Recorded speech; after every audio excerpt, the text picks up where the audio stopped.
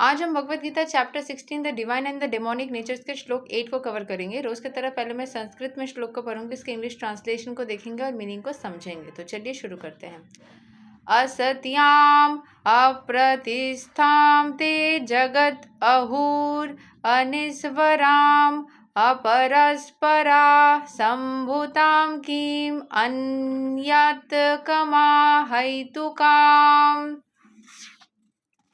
They say that this world is unreal, with no foundation, no God in control. They say it is produced of sex desire and has no cause other than lust.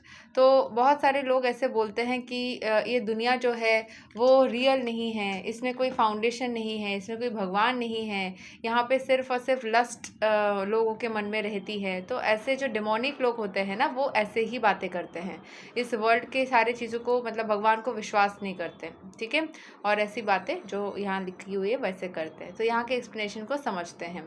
The demonic conclude that the world is phantasmagoria, there is no cause and effect, no controller, no, जैसे कि मतलब कोई काल्पनिक दुनिया हो, ठीक है। मैं फैंटास्मैगोरिया का भी मीनिंग देख लेती हूँ, ठीक है। तो यहाँ पे कोई जैसे कंट्रोलर नहीं है, कोई पर्पस नहीं है, सब कुछ अनरियल है।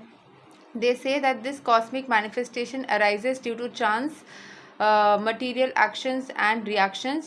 They do not think that the world was created by God for a certain purpose.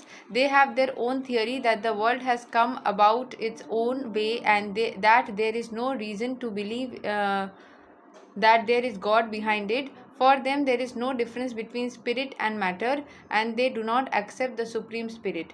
Everything is matter only, and the whole cosmos is supposed to be a mass of ignorance. According to them, everything is void, and whatever manifestation arises is due to our ignorance in perception. They take it for granted, and that all manifestation of diversity is a display of ignorance.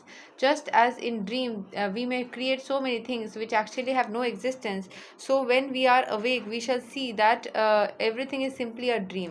But factually, although the demons say that life is a dream, they are very expert in enjoying this dream. And so instead of acquiring knowledge, they become more and more implicated in their dreamland. They conclude that as a child, it is simply the result of sexual intercourse between man and women. This world is born without any soul. For them, it is only a combination of matter that has produced the living entities, and there is no question of the existence of the soul.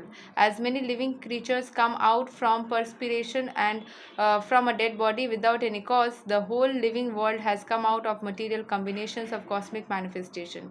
Therefore, material nature is the cause of this manifestation, and there is no other cause. They do not believe in the words of Krishna in Bhagavad Gita, Mayadhyak Sena Prakriti Suate Sachara Charam. Under my direction, the whole material world is moving. In other words, among the demons, there is no perfect knowledge of the creation of the world.